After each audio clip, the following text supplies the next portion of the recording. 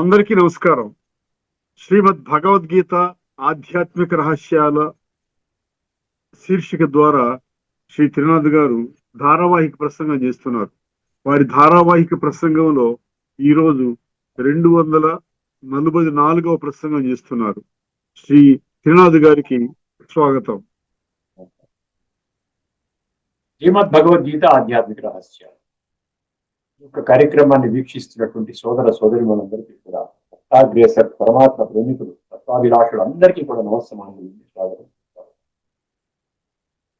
శ్రీమద్ భగవద్గీత ఆధ్యాత్మిక రహస్యాలు ప్రతి ఒక్కరూ తప్పకుండా తెలుసుకోవాలి. ఆధ్యాత్మికత అన్న పదం యొక్క విశిష్టత మీకు అర్థం అవ్వాలి అంటే భగవద్గీతలోని పరమాత్మ స్వయముగా వెల్లడించిన లోతైన తత్వాన్ని గ్రహించాలి. ఆ తత్వం అర్థం కావాలి అంటే గీతలో ఉన్నటువంటి రహస్యాలను అర్థం చేసుకోవాలి. రహస్యాన్ని ఛేదించాలంటారు కదా, అన్లాకింగ్ అంటారు. అన్లాకింగ్ ద మిస్టరీస్ అంటారు. రాజవిద్య రాజగుహ్య అన్నాడు. గుహ్య అని ఎందుకు అన్నాడు? గుహ్య అంటే రహస్యం, రాజగుహ్య అంటే ఈ విశ్వములో ఉన్నటువంటి సర్వ రహస్యాలలోకి అద్భుతమైన రహస్యం అన్నమాట. ఇంతకంటే గొప్ప రహస్యం ఇంకోటి లేదంటున్నాడు. రాజు లాంటి రహస్యం. ఈ రాజు లాంటి రహస్యం అని చదువుకుంటున్నాము. గుహ్యత అనే పదం ఉంది గీతలో, చాలా శ్లోకాల్లో గుహ్యత అనే పదం ఉంది, రహస్యం అనే పదం కూడా ఉంది ఒక శ్లోకంలో. అదేవిధంగా తత్వము, తత్వ దర్శన అని కూడా చాలా 16 శ్లోకాల్లో తత్వం అనే శబ్దం ఉంది. దీనిపైన ఎందుకు మనుషులు ప్రయత్నం చేయటం లేదు? ఎందుకు ప్రవచనకారులు కూడా ఈ తత్వం మీద ఎందుకు ఫోకస్ చేయటం లేదు? ఒకసారి ఆలోచించాలండి. ప్రతి ఒక్కరికి భగవంతుడు బుద్ధినేత్రాన్ని ఇచ్చాడు. బుద్ధినేత్రాన్ని తెరుచుకొని ఆలోచించినట్లయితే మీకు విషయం స్పష్టమవుతుంది. ఎక్కడో ఏదో ఒక గంభీరమైన లోపము వర్తమానంలో జరుగుతున్నది. ఈ యొక్క లోపాన్ని, ఈ యొక్క విశిష్టతను ఎవరూ అర్థం చేసుకోలేకపోయారు. అందుకనే పరమాత్మ ఈ సృష్టి మీద అవతరించి మనకు అనేక రహస్యాల్ని ఛేదించి తత్వాన్ని, అంటే యథాతథంగా భగవంతుడు ఏ విషయాన్ని చెప్పాడో, ఏ సందేశాన్ని భగవద్గీత 574 భగవాను వాచ శ్లోకాల ద్వారా ఇవ్వటం జరిగిందో దానిని మనకు అర్థం చేయిస్తూ ఉన్నాడండి. మన జీవితాన్ని మార్చడమే భగవంతుని యొక్క లక్ష్యం. అందుకనే భగవంతుడు ఒక్కొక్కరిని ఎలాగ పట్టేసుకుంటాడండి. ఖచ్చితముగా నేను పరమాత్మ యొక్క ప్రాప్తిని పొందాలి అని అనుకుంటారు కొంతమంది. నేను అనుకున్నాను 96లో, నేను అనుకున్నాను. ఇప్పటికే సుమారు 29 సంవత్సరాలు అయిపోయింది. అర్థమైందండి. అందువలన సత్యాన్ని మనం ప్రేమించాలండి. భగవంతుణ్ణి ప్రేమిస్తున్నాము అంటే సత్యాన్ని ప్రేమించాలి. భగవంతుడు పరమ సత్యము అన్నారు. ఒక్క భగవంతుడు తప్ప ఇంకా ఎవరికి గురించి కూడా పరమ సత్యము అని చెప్పరు. ఏమండి, God alone is absolute truth అంటారు. ఏ భగవాన్ ఈ పరం సత్య హై అంటారు. ఆ సత్యాన్ని తెలుసుకోవడానికి పరమాత్మనే సత్యమైన జ్ఞానాన్ని మనందరికీ బోధిస్తున్నప్పుడు అర్థం చేసుకోవాలా, అర్థం చేసుకోకూడదా, ఎవరికి వాళ్ళే తీర్మానించుకోవాలి. ముందు మాటగా మనము ఆధ్యాత్మికము, ధార్మికము అనేక తేడాలు ఉన్నాయండి. ఆధ్యాత్మికం అంటే కూడా మనుషులకు తెలియదు, ధార్మికం అంటే కూడా తెలియదు. కేవలం ధార్మికం అంటే హిందూ ధర్మము. దాన్నే మనం మామూలుగా ఇప్పుడు ఈ లేటెస్ట్గా ఇప్పుడు వీడియోస్లో అన్నింటిలో కూడా సనాతన ధర్మము అన్న పదం కూడా వాడుతున్నారు. హిందూ ధర్మము, సనాతన ధర్మము.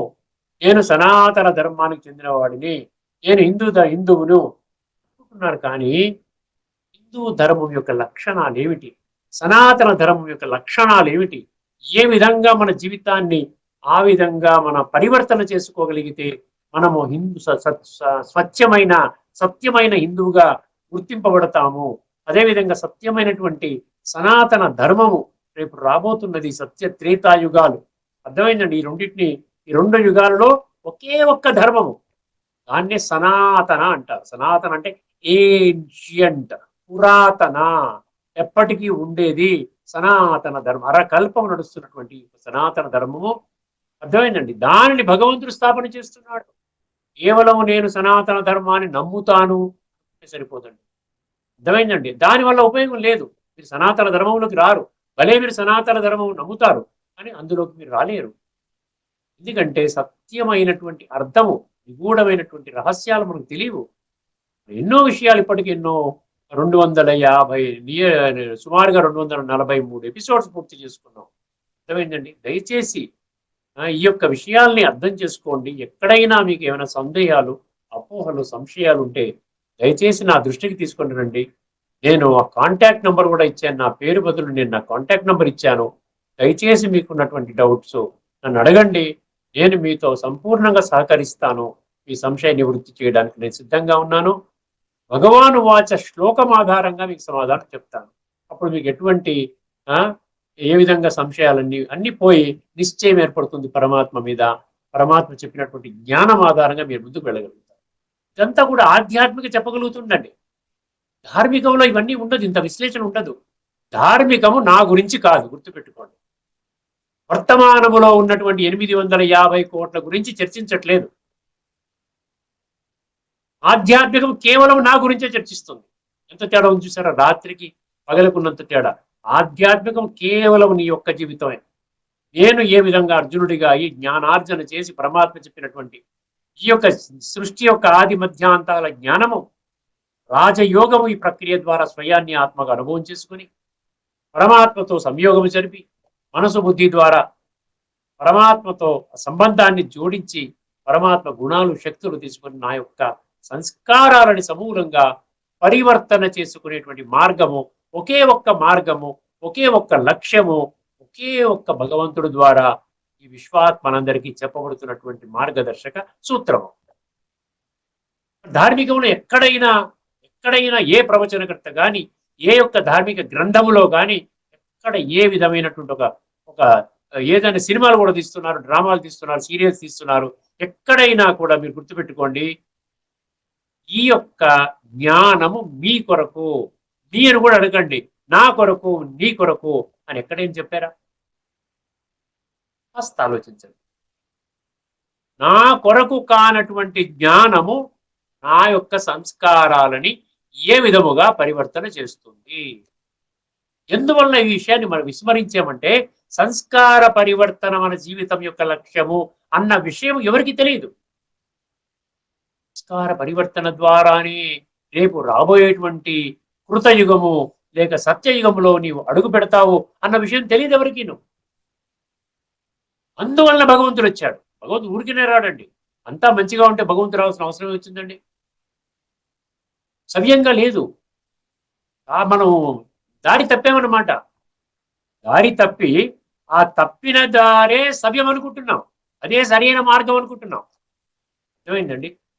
అందువలన భగవంతుని పొందేటువంటి మార్గము, భగవంతుని సత్యమైనటువంటి వారసత్వాన్ని, అంటే వారసత్వం అంటే సత్యత్రేతాయుగాలలో శ్రేష్టమైన జన్మ. భగవంతుడు కేవలము సృష్టి చక్రం మొత్తం స్థాపన చేయడండి. ఆయన ఏం చేస్తాడు? సత్యయుగం స్థాపన చేసి వదిలేస్తాడు. మిగతా మెల్లిమెల్లిగా దిగుతూ మళ్ళీ త్రేత, కొంచెం కళలు తగ్గించుకుంటూ త్రేత, మరి ఆ రెండు కూడా స్వర్గం అని అన్నారు. తర్వాత అన్ని కళలు, సగం కళలు పోగొట్టుకుంటే మధ్యలో ఏమన్నారు? రజో స్థితి అన్నారు, దాన్ని ద్వాపరయుగం అన్నారు. తర్వాత పూర్తిగా కళాహీనంగా తయారైపోతే కలియుగం అన్నారు. కాల చక్రం అన్నారు. కాబట్టి అంటే భగవంతుడు హయ్యెస్ట్ లెవెల్లో పెట్టేసి వెళ్ళిపోతాడు.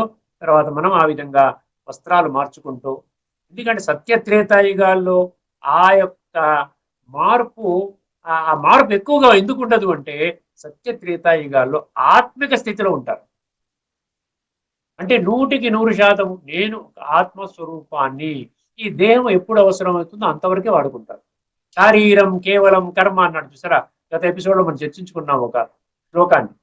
కేవలం శరీరం అవసరమైనప్పుడు వాడుకుంటాం అంతే. తర్వాత శరీర భ్రాంతి కాదు, ఆత్మిక స్థితి. అక్కడ పరమాత్మ ఉంటాడండి. సత్యత్రేతాయుగాల పూజలు, పునస్కారాలు, యజ్ఞాలు, యాగాలు, జపాలు, తపాలు పరమాత్మని. ఎందుకంటే సంస్కార పరివర్తన జరిగినప్పుడే అక్కడికి వెళ్తాం. ఇంకా అక్కడ సంస్కార పరివర్తన చేసుకోవడం అంటే ఏముండదండి. చాలా ఎంత డీప్ గా ఉంది చూసారా సబ్జెక్టు. ధార్మికంలో మన గురించి కాదు, ఇతరుల గురించి చెప్తారు. ఏదైనా తీసుకోండి, ఒక టీవీ సీరియల్ తీసుకోండి, లేకుండా ఉండే సినిమా తీసుకోండి, గ్రంథాలు తీసుకోండి, కొన్ని వేల కొలది సంఖ్యలో ఉన్నటువంటి ప్రవచనాలు మీకు టీవీలో వస్తాయి. పెద్ద పెద్ద విశిష్టమైనటువంటి ప్రవచనకర్తల పేర్ల ద్వారా మీకు వస్తాయి. అన్ని వందల వేల సంఖ్యలో వీడియోస్. ఎక్కడా కూడా నీ జీవితము మార్చుకోవాలి, నీ ఆత్మ కుళ్ళిపోయింది, ఈ విషయ వికారాల కారణంగా ఇంద్రియ సుఖాలకి బాగా అలవాటు పడిపోయి జీవితాన్ని ఆ విధంగా గడపటం వలన నీ యొక్క ఆత్మ కుళ్ళిపోయింది. ఈ ఆత్మని కుళ్ళిపోకుండా, ఇంకా ఫర్దర్ గా కుళ్ళిపోకుండా ఫుల్ స్టాప్ పెట్టి ఇప్పటిదాకా కుళ్ళినటువంటి సంస్కారాలని పరివర్తన చేసుకునే విధానము ఎక్కడైనా చెప్పారా? ఇది కేవలము ఆధ్యాత్మికతలోనే మనకి లభిస్తుంది. అర్థమైందండి? సో ధార్మిక, ఆధ్యాత్మిక. ధార్మికం అంటే కేవలం ఆధ్యాత్మికం అంటే కేవలం నా గురించి, నా జీవితం గురించి, నా జీవితం గురించి స్వయముగా పరమాత్మ చెప్పినటువంటి జ్ఞానం ఆధారంగా. ఎందుకంటే మనుషులు చెప్పిన విధానంలో ఇప్పటి వరకు నేనేం మారలేదు కదా. నేను విన్నాను, ఎన్నో ప్రవచనాలు విన్నాను, టీవీలో విన్నాను, ప్రత్యక్షంగా విన్నాను, పరోక్షంగా విన్నాను, ఎన్నో గ్రంథాలు చదివాను, ఎన్నో తీర్థయాత్రలకు వెళ్ళాను. ఎక్కడ సంస్కార పరివర్తన జరగలేదు కదా. అసలు సంస్కార పరివర్తన ఏమిటో కూడా తెలియదు కదా నాకు. సంస్కార పరివర్తన చేసుకుంటే నా జీవితం ఉన్నతంగా అవుతుందన్నటువంటి విషయం కూడా నాకు తెలియదు కదా.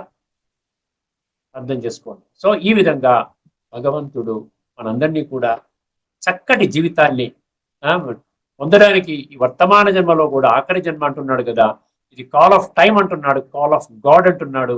ఈ ఆఖరి జన్మలో కూడా నీట్ అండ్ క్లియర్ గా నీ మనసుని, బుద్ధిని తయారు చేసి నీ యొక్క డైరెక్షన్ ఎటు వెళ్ళాలి. ఇప్పుడు ఇంత క్రిటికల్ మూమెంట్ లో నువ్వు కన్ఫ్యూజన్ లో ఉన్నావు అంటే నువ్వు రాంగ్ స్టెప్ వేస్తావు.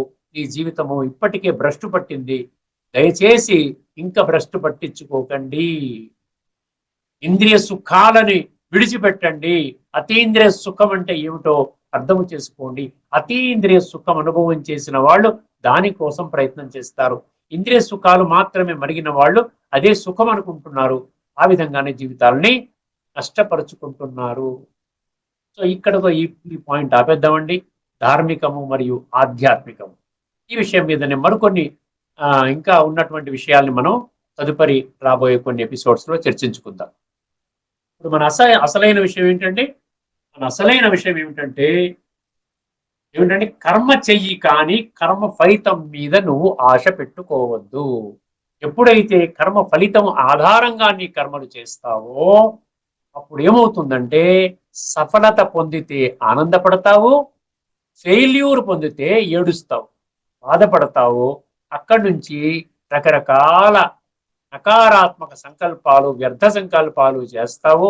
ఎందుకు అవ్వలేదు, నాకెందుకు అవ్వలేదు, వాడికి ప్రమోషన్ వచ్చింది నాకెందుకు రాలేదు, నాకు రాలేదు అన్న దానికి నాకు బాధ లేదు, వాడికి వచ్చిన దానికి బాధ ఉంది.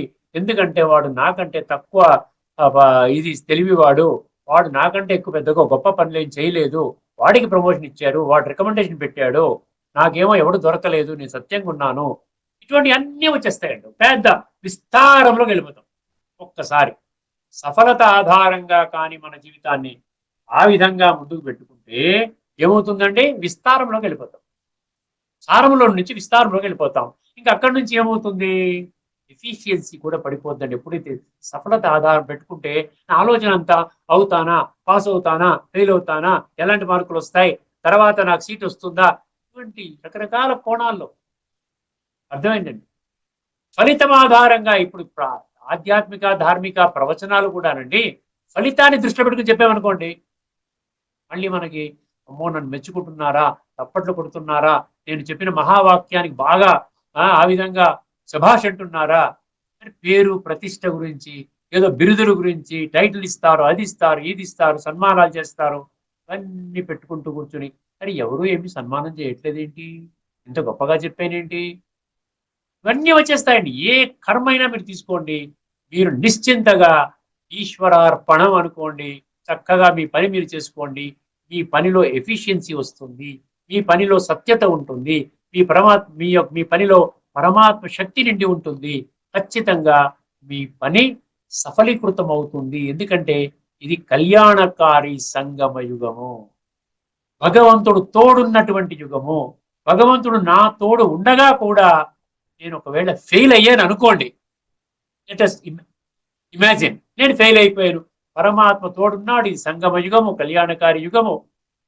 ఆ విధంగా పరమాత్మ చెప్పిన మార్గంలోనే నడుస్తున్నాను, అయినా ఫెయిల్ అయిపోయాను అంటే ఒక్కటి భగవంతుడు ఏం చెప్తున్నాడు, అందులో కూడా కళ్యాణమే ఉంది. నీకు కాలము చెబుతుంది అక్కడ ఫెయిల్ అవ్వటమే మంచిదయ్యింది అని, తర్వాత నీకు నువ్వే అర్థం చేసుకుంటావు. అర్థమైందండి? ఇది విషయం అన్నమాట. ఇప్పుడు ముఖ్యమైన శ్లోకాన్ని మీకు ముందుకు తీసుకుని వస్తున్నానండి. సన్యాసి అంటే ఎవరు, యోగి అంటే ఎవరు? అర్థమైందండి. ఈ రెండింటి యొక్క నిర్వచనం చెప్తున్నారు. ఎవరు సన్యాసి, ఎవరు యోగి. ఎంత అద్భుతం అండి. ఎక్కడైనా మీరు విన్నారా ఇటువంటి విశ్లేషణ? భగవద్గీతలో ఉంది, స్పష్టంగా ఉంది. అయినా కూడా నాకు సంబంధం లేని జ్ఞానము అని అనుకున్నాము కాబట్టి ఇవన్నీ విషయాలు మనకు అర్థం కాలేదు. కేవలం ప్రవచనం చేసుకుంటున్నాం, లేకపోతే పఠన పారాయణ శ్రవణ ప్రచార ప్రసారంలోనే మునిగిపోయి ఉన్నాము. అది నా గురించి కదా, నా జీవితం సంగతి ఏమిటి, ఇంతవరకు ఇంతమందికి చెప్తున్నాను, నా జీవితం ఏమైనా సవ్యంగా ఉందా అని అనుకోలేదని, ఇప్పటి వరకు అనుకోలేదు. ఒకసారి శ్లోకానికి వినండి. అనాశ్రిత కర్మఫలం కార్యం కర్మ కరోతి యః స సన్యాసీ చ యోగీ చ న నిరగ్నిర్న చాక్రియః. ఇది 6వ అధ్యాయంలోని మొదటి శ్లోకం. 6వ అధ్యాయం చాలా ముఖ్యమైన శ్లోకం అండి. యోగం అనే టాపిక్ వచ్చినప్పుడు నేను పూర్తిగా అన్ని శ్లోకాలు కవర్ చేస్తాను. అర్థమైందండి. 6వ అధ్యాయం ఆత్మ సంయమ యోగం అంటాడు. అంటే సెల్ఫ్ కంట్రోల్ అన్నమాట. అందులో ఉన్నటువంటి సెల్ఫ్ కంట్రోల్, సెల్ఫ్ మీద మాస్టరీ ఎలాగ నేను పొందాలి అన్న అధ్యాయం అన్నమాట. అందులో మొదటి శ్లోకమే ఏం చెప్పాడు?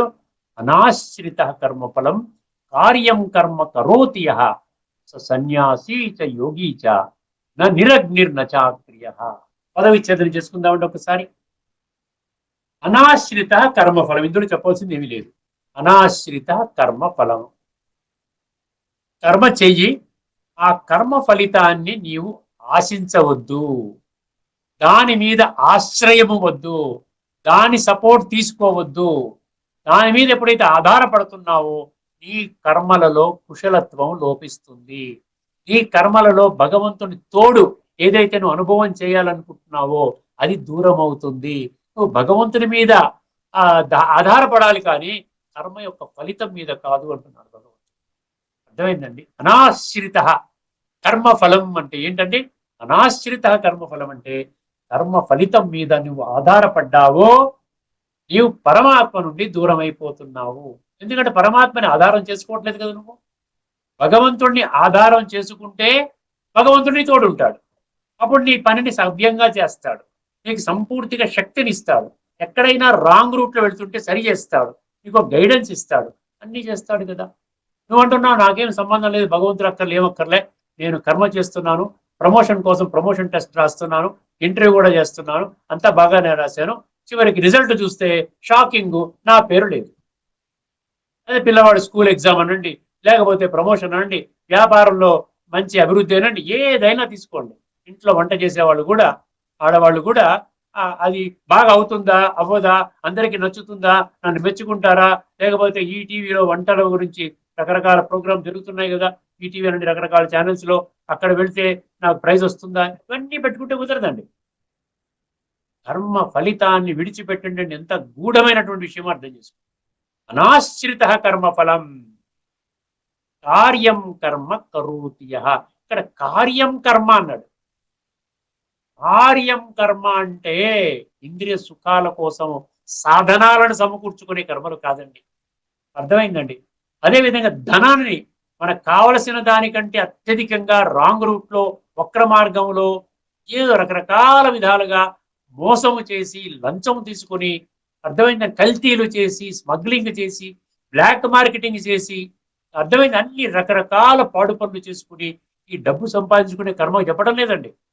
కార్యం కర్మ, ఏ కర్మ నీ జీవితాన్ని నిలబెడుతుందో ఆ కర్మ.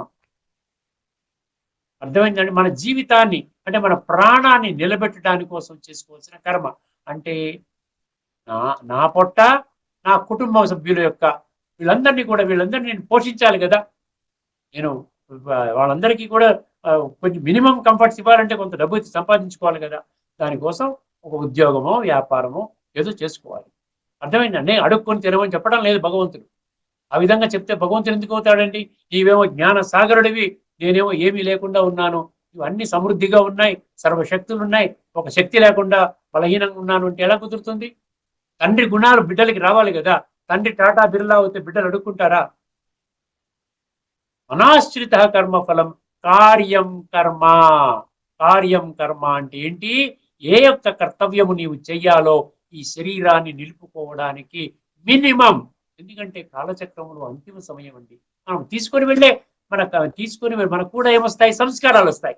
సంస్కారాలు మనం తీసుకెళ్తున్నాం కాబట్టి సంస్కారాలు ఎంత పవిత్రంగా తయారు చేసుకుంటే, ఎంత శుద్ధంగా చేసుకుంటే, ఎంత సాత్వికంగా చేసుకుంటే అది నాకు ఈ జన్మలో కూడా తేలికగా ఉంటాను, పై జన్మలో ఖచ్చితంగా శ్రేష్టమైన జన్మ దొరుకుతుంది.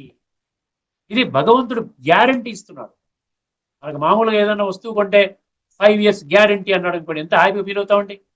అర్థమైందండి. మన అరకల్పము నీ యొక్క జీవితాన్ని శ్రేష్టంగా తయారు చేస్తాను, నా చెప్పిన మాట వినో, ఇది గ్యారంటీ అని ముద్ర వేస్తున్నాడు.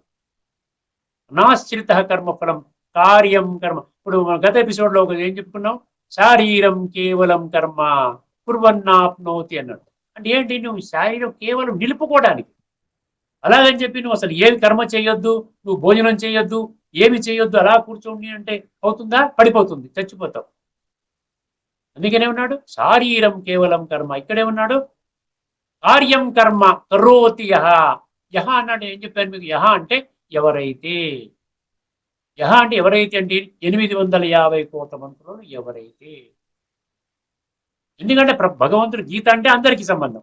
గీత ఒక హిందూ ధర్మ గ్రంథం కాదని చెప్పుకున్నాం కదా. అందరికి, ప్రపంచంలో ఉన్న వాళ్ళందరికీ, విశ్వాత్మలందరికీ నేను తండ్రిని అన్నాడు కదా. పితాహమస్య జగత 9వ అధ్యాయం 17వ శ్లోకంలో అందరి గురించి చెప్తున్నాడు. అందులో ఎవరైతే నా మాట వింటారో కార్యం కర్మ కరోతి యహ. 2 పంక్తులు అయిపోయాయండి. అనాశ్రిత కర్మ ఫలం కార్యం కర్మ కరోతి యహ. 3, 4 చాలా డీప్ మిస్టరీస్ ఉన్నాయండి. చాలా జాగ్రత్తగా శ్రద్ధగా ఆలకించండి. సన్యాసీ చ యోగీ చ సన్యాసీ చ యోగీ చ. సన్యాసి అంటే ఏంటి? మనం మామూలుగా ఇప్పుడు భక్తి మార్గంలో, డివోషనల్ పాత్లో, ఈ యొక్క ధార్మిక జగత్తులో వేల కొలది, వందల కొలది, వేల కొలది సన్యాసులు ఉన్నారు. మీరు వెళ్ళండి, ఎక్కడైనా కాశీకి వెళ్ళండి, హరిద్వార్కి వెళ్ళండి, అయోధ్య వెళ్ళండి, ఈ యొక్క నార్త్ ప్లేసెస్ లో చాలా మంది, అక్కడ మీ గంగా నది ఒడ్డున ఉన్నటువంటి స్థానాలన్నిటికి వెళ్ళండి, అక్కడ వేల కొలది, లక్షల కొలది సన్యాసులు కనబడతారు. కానీ అసలైన సన్యాసి యొక్క నిర్వచనం చెప్తున్నాడు భగవంతుడు ఇక్కడ. సన్యాసి చ యోగి. స అంటే అతడు. ఎవరు సన్యాసి? సన్యాసి గాని యోగి గాని. సన్యాసి చ యోగి చ. 3వ పంక్తి అయిపోయిందా? వాళ్ళ లక్షణాలు ఏ విధంగా ఉండాలంట? నిరగ్నిర్ నచాక్రియ. ఇప్పుడు సన్యాసి మామూలుగా ఏంటి? సన్యాసి అంటే మన భావనలో ఏంటి? ఎందుకంటే సన్యాసి, యోగి, ఈ 2 పదాలు క్లియర్ గా తెలుసుకోవాలి. సన్యాసి అంటే ఏంటంటే భార్యా బిడ్డల్ని విడిచిపెట్టి, ఇల్లు వాకిల్ని విడిచిపెట్టి, నేను అరణ్యానికి వెళ్ళి తపస్సు చేసుకుంటాను, ఇక్కడుంటే విషయ వికారాల వలయం నుండి బయటికి రాలేకపోతున్నాను, కామ క్రోధ లోభ మోహ అహంకారాలు అనేటువంటి పచ్చి వికారాలు, పంచ వికారాలు నన్ను ముంచేస్తున్నాయి, నేను కాస్త హయ్యర్ లెవెల్కి వెళదాం అనుకుంటున్నాను, భగవంతుడి తోడు పొందాలనుకుంటున్నాను, మంచి జీవితం ప్రాప్తి చేసుకోవాలనుకుంటున్నాను, నలుగురికి మంచి చేద్దాం అనుకుంటున్నాను, కాబట్టి నేను ఈ కుటుంబ వ్యవస్థ నుంచి బయటకు వచ్చేస్తాను. ఆ విధంగా వచ్చేసి వాళ్ళు ఏం చేస్తున్నారు? డ్రెస్ మార్చుకుంటున్నారు. అర్థమైంది? ముందు మామూలుగా ఆఫీస్కి వెళ్ళే డ్రెస్ ఉంటుంది కదా, ఉద్యోగం వ్యాపారం చేసే డ్రెస్సులు ఉంటాయి, అవన్నీ తీసేసి కాషాయ వస్త్రం వేసుకుని ఒక రకమైనటువంటి గుర్తింపు కోసం ఎవరికి వాళ్ళు కొంతమంది ఆ విధంగా ఆహార్యాన్ని వాళ్ళు మార్చుకొని విచిత్రంగా కనపడాలి కాబట్టి, అందరిలో ఒక ప్రత్యేకతంగా కనపడాలి కాబట్టి వాళ్ళు మార్చుకుంటున్నారు. తప్పు లేదండి. ఇక్కడ ఎక్కడ విషయం వస్తోంది? భగవంతుడు ఏమంటున్నాడు? నువ్వు సన్యాసము చేయడం అంటే రినన్సియేషన్ అంటాడు గీతలో. రినన్సియేషన్, సన్యాసం అంటే రినన్సియేషన్. నువ్వు దేనిని వదిలిపెట్టాలి? ఇల్లు వాకిలని విడిచిపెట్టడం కాదు. నువ్వు దేనిని విడిచిపెట్టాలంటున్నాడు? కామ క్రోధ లోభ మోహ అహంకారాలు అనేటువంటి విషయ వికారాలని నీవు విడిచిపెట్టాలి. ఒకవేళ సన్యాసి మార్గం పుచ్చుకొని అడవులకు నిజంగా వెళ్ళి, అక్కడ లేకపోతే పర్వతాల దగ్గరికి వెళ్ళి, హిమాలయ పర్వతానికి వెళ్ళిపోయి అక్కడ కూర్చుని అక్కడ కూడా మళ్ళీ ఈ విషయ వికారాలే వచ్చాయి అనుకోండి, నేను ఏ విధంగా ఒక పెద్ద ఆశ్రమం పెట్టుకోవాలి, ఏ విధంగా నా శిష్యుల్ని తయారు చేసుకోవాలి, దానికి ఎటువంటి చిట్కాలు పెడితే జనాలు మన దగ్గరికి వస్తారు, ఏ విధంగా ఆశ్రమాన్ని పెద్దగా పెంచుకోవాలి, ఏ ఊరిలో నేను జాగా కొనుక్కోవాలి, ఎక్కడ నేను బ్రహ్మాండమైనటువంటి ఒక సంస్థని, ఒక పీఠాన్ని స్థాపన చెయ్యాలి, ఆ విధంగా దాని యొక్క రచన జరుగుతుంది అనుకోండి, భగవంతుడు అంటున్నాడు నువ్వు సన్యాసివి కాదంటున్నాడు.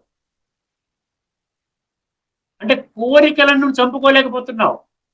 ఏ కోరికలు నిన్ను ఇబ్బంది పెడుతున్నాయో, ఈ యొక్క ఈ ఈ ప్రపంచంలో వర్తమాన జగత్తులో నీ ఇంట్లో కూర్చొని ఏ కోరికలు అయితే నిన్ను ఇబ్బంది పెడుతున్నావో, ఈ ఇంటిని విడిచిపెట్టినా కూడా నీకు అదే కోరికలు మళ్ళీ వస్తున్నాయి. నాకు కొంచెం పేరు ప్రఖ్యాతి కావాలి, అందరూ నన్ను గుర్తించాలి, నేను గొప్పవాడిని గుర్తించాలి, అందరూ నా కాళ్ళు మొక్కాలి, అందరూ నా ఆశీర్వాదం పొందాలి, నేను ఇంత ఇంత ఇంత ఇదిగా శాస్త్రజ్ఞానాన్ని చదువుకున్నాను.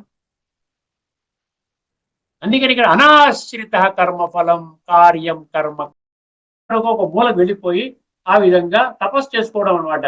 తపస్సు దేనికోసం తపస్సు అండి? తపస్సు అంటే ఆత్మని శుద్ధి చేసుకునే తపస్సు, వేరే తపస్సు లేదు. ఎన్ని రకాల తపస్సులు ఉన్నా కూడా ఆత్మని శుద్ధి చేసుకునే తపస్సు అత్యంత గొప్పదనమాట. ఎందుకంటే దాని ద్వారా స్వర్గానికి వెళ్తాం. ఆత్మశుద్ధి లేని ఆచారం అది అక్కడి నుంచే వచ్చింది. ఎప్పుడో కొన్ని వందల సంవత్సరాల క్రితమే యోగి వేమన గారు చెప్పేశారు, ఆత్మశుద్ధి లేని ఆచారం అది ఏలా, భాండ శుద్ధి లేని పాకమేల, చిత్తశుద్ధి లేని శివ పూజలేలరా. విశ్వద అభిరామ, ఇద్దరు చెప్తారు, విశ్వద అభిరామ వినుర ప్రేమ. అందుకని మనం గమనించవలసింది ఏంటంటే, ఆ విధంగా వెళ్ళి నిజంగా తపస్సు ఆత్మశుద్ధి కోసం తపస్సు చేసుకుంటే నువ్వు సన్యాసివి, లేకపోయినట్లయితే నువ్వు సన్యాసివి కాదు అంటున్నాడు భగవంతుడు. రెండవది యోగి. అందుకని అక్కడ అక్రియ అన్నాడు. అక్రియ అంటే కర్మల్ని విడిచిపెట్టేస్తాడు. అర్థమైందండి? నాకేం తెలిసింది, భగవంతుడు వచ్చాడు కాబట్టి నేనేం చేయాలి? నిరంతరము కూడా నేను తపస్సు చేసుకోవాలి, ఆత్మశుద్ధి కోసం తపస్సు చేసుకోవాలి. ఏమంటే పరమాత్మ యొక్క ఉనికిని నేను కనిపెట్టుకొని పరమాత్మ యొక్క స్మృతి ద్వారా ఆ విధంగా కూర్చొని ఏ పని చేయకుండా ఆ విధంగా నేను తపస్సు చేసుకోవాలి. అందుకని అక్కడ ఏమన్నాడు? అక్రియ అన్నాడు. వంట తను వండుకోడు, తన భోజనము ఇతరుల మీద ఆధారపడతాడు. అర్థమైందండి? ఇక్కడ నిరగ్ని అంటే అదేనమాట. నిరగ్ని అంటే ఏంటంటే, నేను నా యొక్క భోజనం గురించి నేను ఇతరుల మీద ఆధారపడతాను. సో ఆ విధంగా. తర్వాత అక్రియ అన్నాడు. ఇప్పుడు జాగ్రత్తగా ఈ శ్లోకం వినండి, ఇప్పుడు మీకు అర్థమవుతుంది. అనాశ్రిత కర్మఫలం కార్యం కర్మ కరోతి యః స సన్యాసీ చ యోగీ చ న నిరగ్నిర్న చ అక్రియః. అంటే అగ్నిహోత్రాన్ని మండించిన వాడు సన్యాసి కాదు, కర్మ చెయ్యని వాడు యోగి కాదన్నాడు. అక్రియ అంటే అదే కదా, కర్మ చేయని వాడు. నేనే పనులు చేయనండి, నాకు భగవంతుడు దొరికాడు, సంస్కార పరివర్తన చేసుకుంటాను, ఇదే సదా అన్నాడు, నిరంతరం అన్నాడు, సతతం అన్నాడు. ఈ విధంగా నడుచుకున్న ఇద్దరిని కూడా నువ్వు సన్యాసివి కాదు, నువ్వు యోగివి కాదన్నాడు. ఎవరైనా అసలైన సన్యాసి అంటే స్తున్నాడు, కర్మ యోగం అన్న పదం పెట్టాడు అక్కడ. నీవు భార్య వివాహం చేసుకున్నావు, భార్య పిల్లలు ఉన్నారు, అత్తగారు మామగారు ఉన్నారు, తల్లి తండ్రులు ఉన్నారు, ఒక వ్యవస్థ ఉంది, వీళ్ళని పోషించుకునే బాధ్యత నీకున్నది. నువ్వు వివాహం చేసుకున్నావు, పిల్లల్ని కన్నావు అంటే ఖచ్చితంగా నీ యొక్క దైనందిన హౌస్ హోల్డర్ డ్యూటీస్ అంటారు దాన్ని. ఆ డ్యూటీస్ నువ్వు నిర్వర్తించు. ఖచ్చితంగా నీ యొక్క దైనందిన హౌస్ హోల్డర్ డ్యూటీస్ అంటారు దాన్ని. ఆ డ్యూటీస్ నువ్వు నిర్వర్తించు, కానీ నీ మనసుని పరమాత్మకు అర్పించు. కర్మయోగము అంటే కర్మయోగం అంటే కర్మలో యోగము జోడించు. కర్మ ప్లస్ యోగము. అర్థమైందండి? కర్మ మైనస్ యోగం అయితే కర్మ చేయడమే నువ్వు మానేస్తున్నావు, కూర్చుని నేను ఆ విధంగా తపస్సు చేస్తున్నాను అంటే నీవు యోగివి కాదు, నీవు సన్యాసివి కాదు. అన్ని పనులు చేసుకుంటూ విద్యుక్త కర్తవ్యాలు నిర్వహించుకుంటూ అందరికీ సుఖాన్ని ప్రసాదిస్తూ కుటుంబ వ్యవస్థని చక్కగా నిర్వహిస్తూ సాటి మనిషికి సమాజాన్ని ఉద్ధరించే పని కూడా నువ్వు చేస్తూ అన్నా. చూసారా, real happiness lies in making others happy. ఎక్కడో చూశాను, real happiness lies in making others happy. ఇతరులను సంతోషాన్ని కలిగించడమే నిజమైన సంతోషం, నీకు వచ్చేటువంటి సంతోషం అంటాడు, అసలైన సంతోషం అంటాడు. ఆ విధంగా నువ్వు ఏమి ఉద్యోగం చేసుకొని అయినా చక్కగా చెయ్యి, ధర్మ మార్గంలో చెయ్యి, ఎటువంటి రాంగ్ రూట్లో వెళ్లకుండా, ఎవరిని ఇబ్బంది పెట్టకుండా, మోసం చేయకుండా ఆ విధంగా నువ్వు కర్మలు చేయలేవా?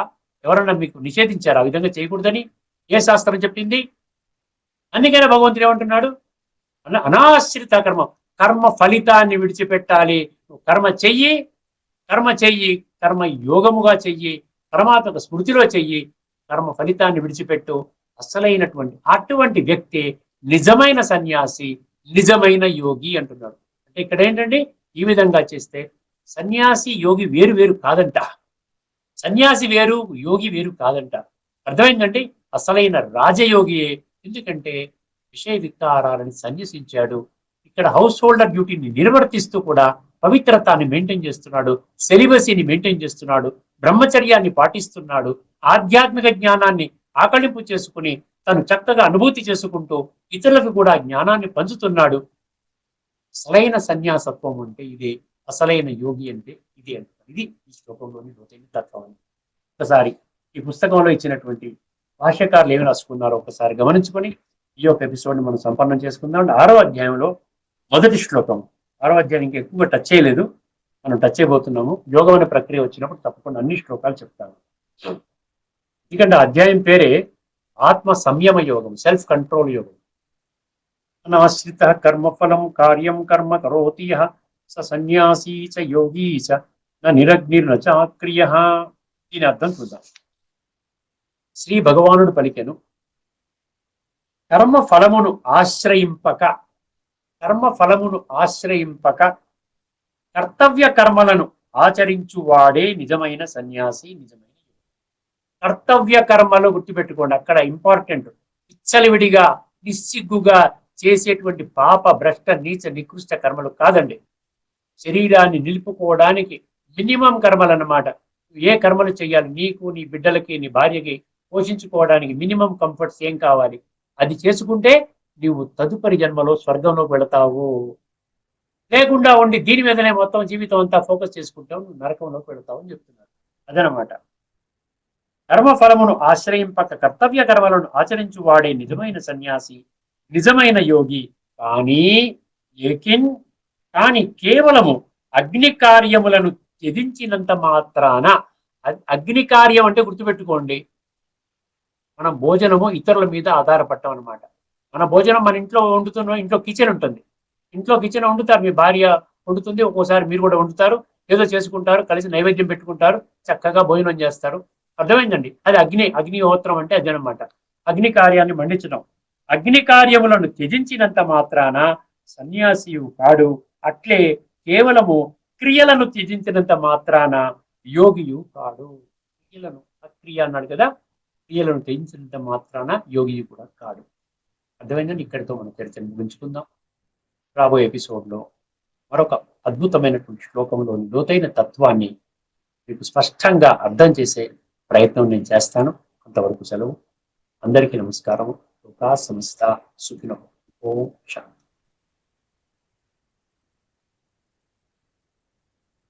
శ్రీమద్ భగవద్గీత ఆధ్యాత్మిక రహస్యాల తాత్వికతను సవివరంగా విశ్లేషించిన శ్రీ త్రినాథ్ గారికి ధన్యవాదాలు. నమస్కారం.